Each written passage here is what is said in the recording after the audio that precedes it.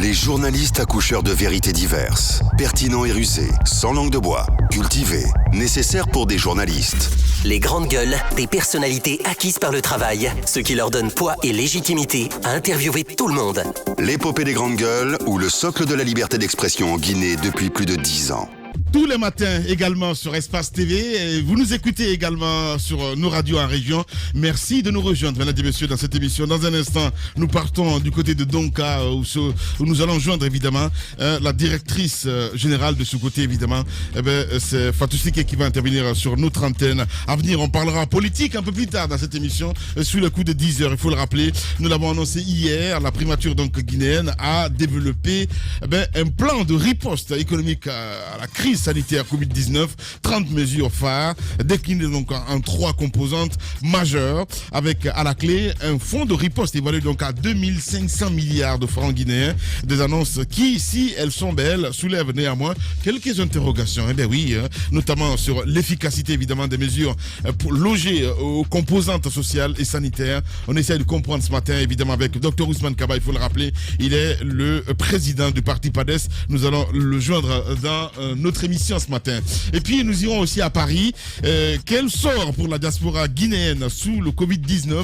Tamba pose cette question ce matin. La question doit être posée à l'heure des grandes annonces contre l'épidémie en Guinée, aux États-Unis comme en France. La communauté guinéenne dénombre déjà plusieurs morts, plusieurs cas de mort, et doit faire donc face à la précarité davantage aggravée par la pandémie. Pour comble donc les représentations diplomatiques au consulaire porte close depuis plusieurs semaines regarde sans réponse évidemment la galère de leur. Quelle est la situation du côté de la France? Amara Camara, il faut le rappeler, l'ambassadeur de Guinée, donc ambassadeur de Guinée à Paris, il y interviendra ce matin dans notre émission. Mon cher Obi, on a écouté évidemment, Amadou Ouri. On a écouté Amadou Ouri, voyez-vous les conditions dans lesquelles ils vivent. Ouais. Vous êtes obligé, vous êtes malade de Covid-19. Donc ça veut dire que vos habits ou tout ce que vous portez sont susceptibles d'être infectés par le virus.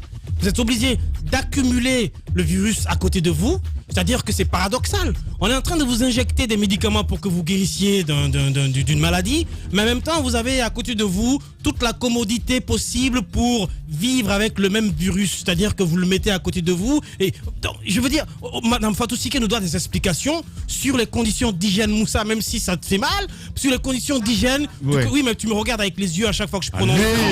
Il faut qu'elle nous explique. Roby. En tout cas, Donka, oui. Pourquoi Donka a été choisi? Donka a été choisi parce que Donka était estimé être le cadre idéal pour accueillir les malades. Et donc, toutes les commodités devaient être mises en place. On a écouté Ouri qui nous disait que le service de nettoyage n'était pas régulier. Ça, je ne comprends pas. Sans parler des habits, sans parler du fait que les malades eux-mêmes sont obligés de débourser sur eux-mêmes pour acheter tout ce qui est serpillère, eau de javel, etc. pour désinfecter leur milieu.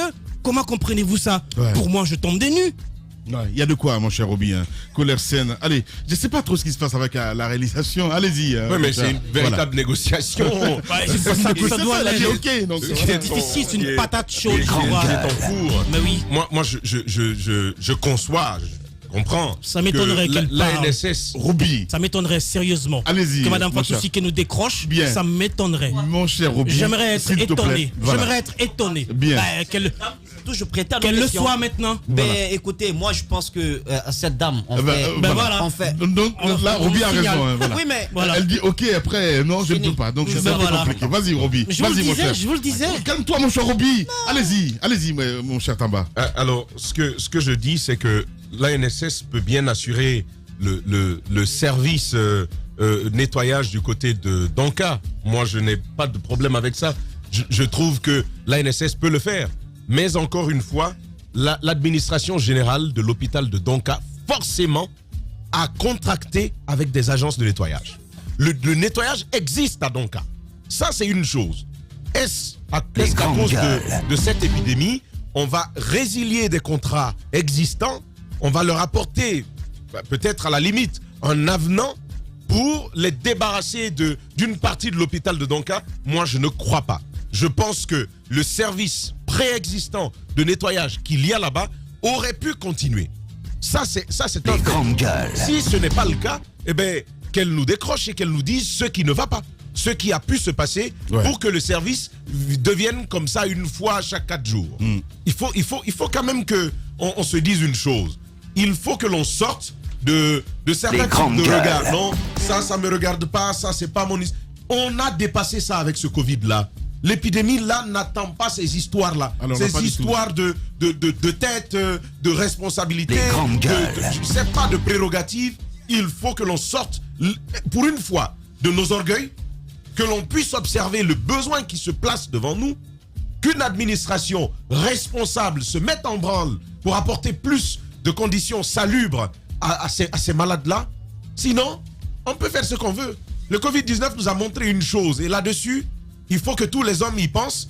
On est tous les mêmes. De Bill Gates à celui qui est au fond là-bas. Face au Covid-19, il n'y a pas de différence. Ça nous menace tous de la même façon. Boris Johnson est un très très bel exemple là-dessus. Cela dit, Lamine, je veux terminer en disant que hier, nous avons tous été secoués par ces fausses informations qui ont circulé sur la toile.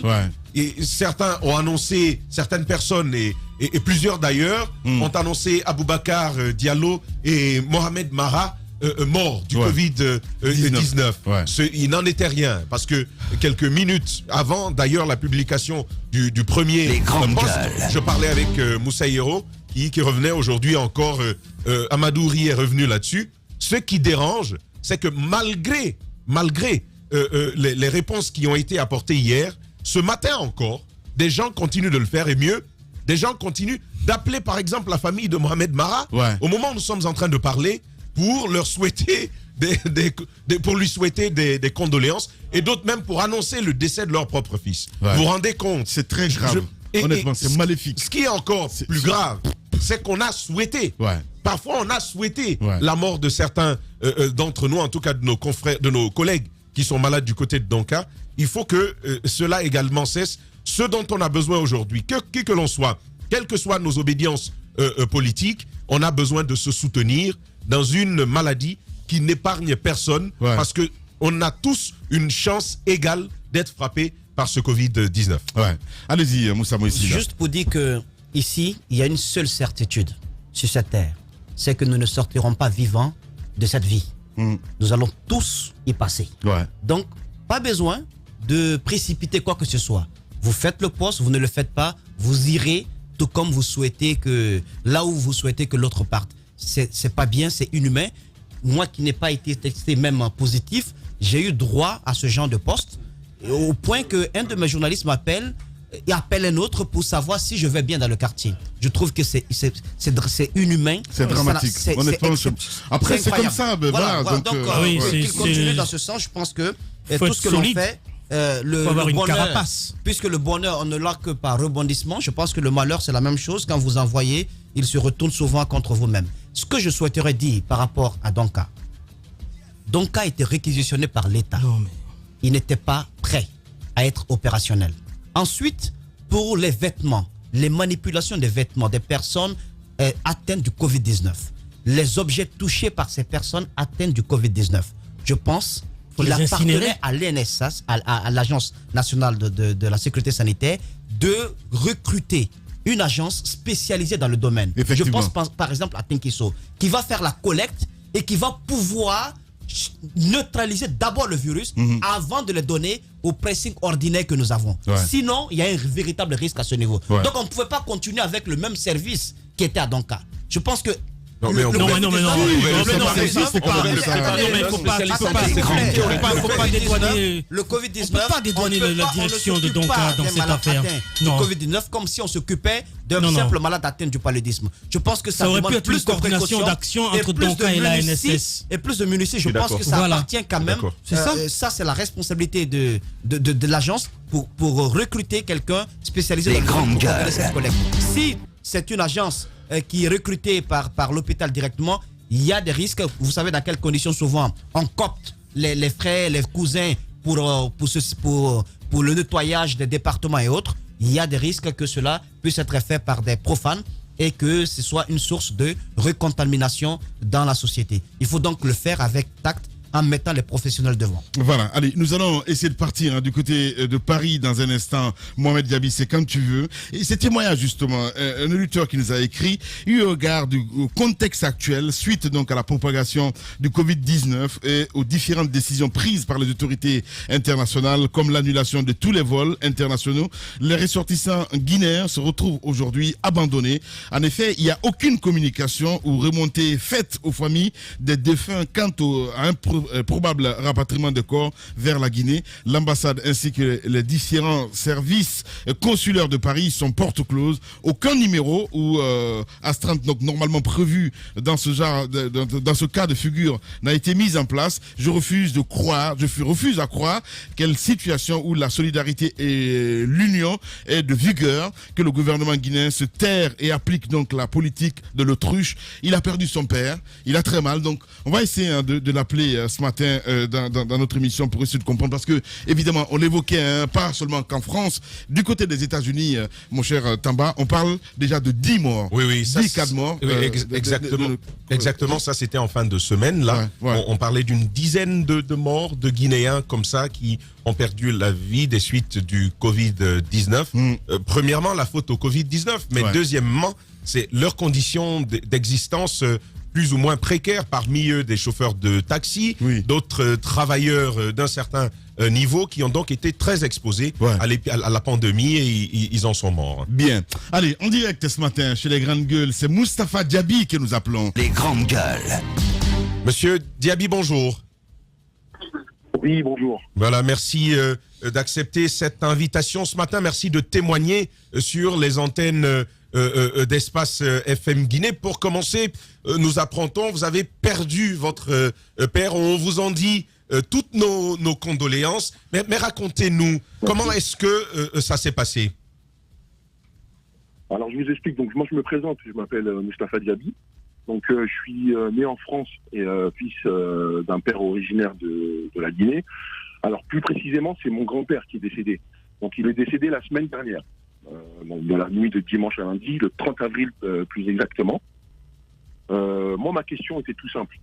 Aujourd'hui, il n'y a eu aucune communication au niveau des services consulaires guinéens. J'ai l'impression, alors c'est une impression, mais c'est aussi un constat, que les ressortissants donc issus de la diaspora guinéenne sont laissés pour compte. Il n'y a aucune communication aujourd'hui faite aux ressortissants guinéens. Voilà. Donc nous, on a fait toutes les démarches possibles pour essayer de rapatrier éventuellement le corps vers la Guinée. Le problème qui se pose, c'est que l'espace aérien, aujourd'hui, comme tout le monde le sait, est fermé par la décision du président, bien évidemment. Alors aujourd'hui, moi, je suis pas là pour dénoncer ou pointer un dysfonctionnement, mais sensibiliser au niveau de la situation actuelle. Donc, vous le savez tous, on vit aujourd'hui une crise sanitaire sans précédent. Voilà. Donc là, je ne parle pas simplement au nom de mon grand-père, qui est ressortissant guinéen, mais bien de l'ensemble des Guinéens.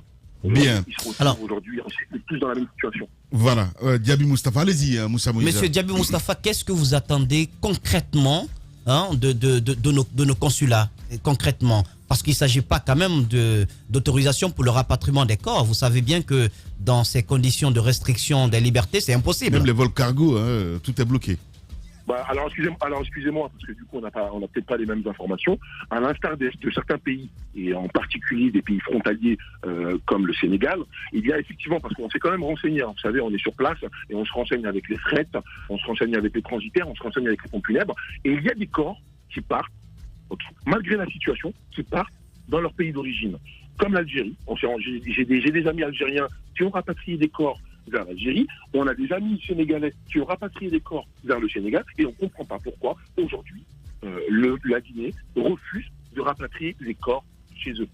Vous n'êtes peut-être pas le service attitré pour ça, mais dites-nous, quelle est l'ampleur des Guinéens qui se retrouvent dans la même situation que vous? Est-ce que vous en savez quelque chose? Le constat, il est très simple. C'est qu'aujourd'hui, il n'y a pas de son, pas d'image. Vous appelez le consulat guinéen aujourd'hui, vous appelez l'ambassade guinéenne, elle est totalement fermée. Alors que dans ce cas de figure, on est quand même dans une crise, comme je vous dis, sans précédent. Il faut quand même mettre des astreintes. Il faut qu'il y ait une communication. Aujourd'hui, il n'y a pas de communication. Je peux comprendre qu'il y a une logistique, qu'il y a des contraintes au niveau de certains pays et que c'est très complexe. C'est au-delà de mes compétences. Je peux comprendre. Mais laisser les ressortissants aujourd'hui sans communication, c'est inadmissible. C'est tout à fait inadmissible.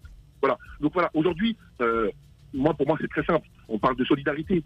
Voilà, on parle de solidarité. Donc je peux comprendre qu'il y a une crise politique en Guinée. Je peux comprendre tout ça. Voilà, ça on le comprend. On sait qu'il y a des enjeux. Mais aujourd'hui, là, on parle pas de classe politico-sociale ou religieuse ou même ethnique. On parle d'une unité nationale. Aujourd'hui, il y a des pays qui rapatrient leur corps. C'est leurs ressortissants. Les conditions aujourd'hui d'humiliation en France sont pas acceptables. La moitié des parents, ils sont en Guinée. Bien. Ils ne pourront pas avoir leur défunt, ils ne pourront pas se retirer sur leur tombe. Donc pour moi, c'est pas acceptable. Voilà. Alors, pour le cas de votre grand-père, comment ça se passe exactement? Vous dites depuis le 30, hein, c'est bien cela. Il est décédé le 3 avril. Pour l'instant, vous êtes toujours en attente pour rapatrier le corps. C'est bien cela, Gabi? Alors aujourd'hui, on se retrouve et tout le monde est dans le même cas de figure. Toutes les familles, on se retrouve à laisser les corps dans des chambres mortuaires. Donc quand je vous dis, moi mon grand-père est décédé depuis le 30 mars. Aujourd'hui c'est son 10e jour. Okay, légalement parlant, en France, un corps doit rester 6 jours à l'hôpital. Et aujourd'hui les corps restent dans des chambres mortuaires. Voilà. On va être peut-être amené à les transporter dans des endroits affectés pour l'occasion, donc en l'occurrence Rungis, et des corps vont rester sur place 20 jours, 30 jours. Et ça, c'est pas acceptable aujourd'hui.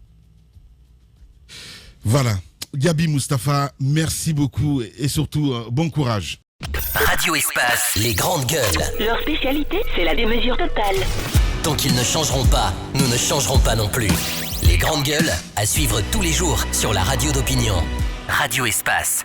Avec les vrais gens, tous les matins, évidemment, vous nous rejoignez sur Radio Espace, mais aussi sur Espace TV. Merci de votre fidélité. On va essayer de joindre l'ambassadeur maintenant, évidemment, Amara Kamara qui va intervenir dans un instant. Moussa, on a écouté Moustapha Diaby. Amara Kamara. Oui, on a écouté Moustapha Diaby. On a écouté Moustapha Diaby, oui. Moustapha Diaby qui nous dépeint une situation assez dramatique, qui fait froid dans le dos. Moi, je comprends bien sa colère et sa tristesse quand on sait de quelle confession religieuse nous sommes. Et c'est très souvent la manipulation des corps dépend et tributaire donc de la confession religieuse que l'on a. Et garder les corps comme ça dans les chambres froides pendant près de 30 jours, dans certaines régions, c'est pas du tout acceptable. Et puis, ce qui est en vogue actuellement en Europe, en Occident, c'est l'incinération des corps dans les chambres crématoires. Je pense qu'à ce niveau, il y a des familles qui ne peuvent pas du tout l'accepter, surtout dans la religion qui est la nôtre. Ce sont des points qui donnent quand même à réfléchir. L'État guinéen, je pense, il a raison sur ce point. Le ministère des Affaires étrangères aurait dû faire quelque chose dans ce sens-là. Il y a des pays qui ont fermé leurs frontières hermétiquement. Mais il y a les vols cargo quand même, normalement. Mais le cas de la Guinée, pour l'instant, j'ai eu l'ambassadeur ce matin en préparant l'émission qui me dit que même les vols cargo, pour l'instant, en direction de la Guinée. Les conditions dans lesquelles il y a des pays qui ont fermé leurs frontières. Oui, je sais. Ils ont été obligés de les ouvrir à la demande d'autres pays. Une demande express qui a été faite. Je pense qu'à notre niveau, même on aurait ici, pu faire la même chose. C'est les vols humanitaires. Oui, j'ai bien compris. Le cas du Sénégal, par exemple, parce que je regardais un peu les infos avant-hier quand on a eu l'ambassadeur Kerfal Yansane dans notre émission Chaîne de Solidarité qui disait évidemment que le cas du Sénégal est complètement différent du cas de la Guinée, dans ce sens que tout simplement au Sénégal, vous avez jusqu'à 72 heures, parce qu'il y a eu beaucoup de Sénégalais qui sont décédés du côté de l'Italie, donc on donnait 72 heures en tout cas aux familles. Mais au-delà de ça, c'est que du côté du Sénégal, parce que moi j'ai pris langue avec des amis, il y a une chaîne de solidarité qui s'est mise en place avec les familles, parce que une seule famille ne peut pas se payer le luxe de déplacer un cargo pour transporter leur corps pour l'amener au Sénégal. Donc ils ont mis une chaîne de solidarité en place. C'est vrai qu'il y avait beaucoup plus de morts sénégalais. Donc les familles se mettaient ensemble et ils mettaient à contribution chaque famille pour pouvoir faire des locations et voir les procédures de rapatriement de plusieurs corps en même temps. Est-ce que c'est comme ça que les Guinéens ont procédé du côté de la France? Je ne sais pas, mais je pense que s'ils étaient mieux organisés, il y a moyen de demander à l'État guinéen et à l'État français d'ouvrir un corridor pour le rapatriement de plusieurs corps en même temps. Parce que je ne pense pas qu'une seule famille puisse prendre en charge le transport d'un seul corps, dans un cargo ou dans un avion. Ça coûte cher. Moi, ce que je dis, c'est que là on ne va pas cesser de le dire, notre État n'est pas parfois très réactif face à certaines sensibilités, face à certaines situations. Lorsque nous donnions l'exemple des autres États qui apportent de l'aide même à l'étranger à leurs compatriotes, on nous a dit non, il ne faut pas faire le comparatif. On a dit il ne faut pas faire le comparatif. Or, il faut justement faire le comparatif. Il faut toujours s'inspirer des bons exemples. Ce serait pas mal, pourquoi pas, apporter de l'aide à ces... Je dis bien, l'État en pareille circonstance a vocation à devenir un père qui se soucie de ses enfants. C'est un peu ce que nous aurions attendu de notre État. Mais on sait bien ce que sera la réponse de l'État. On sait que notre État ne se bougera pas. Ça, c'est un fait. Moi, je compatis à sa douleur, à la douleur des siens, mais un fait, c'est un fait, encore une fois. Et ce que je veux ajouter, permets, Roby, si tu permets que je dise que, je ne sais pas si ça va être compris ce que je vais dire, mais je le dis quand même, je pense que Dieu sait à quel moment on va dire ça c'est un péché, ça c'est pas un péché. Par exemple, on dit chez nous qu'il y a des péchés géographiques. Oui, absolument. Il y a des péchés géographiques, mais Dieu connaît la situation que nous traversons.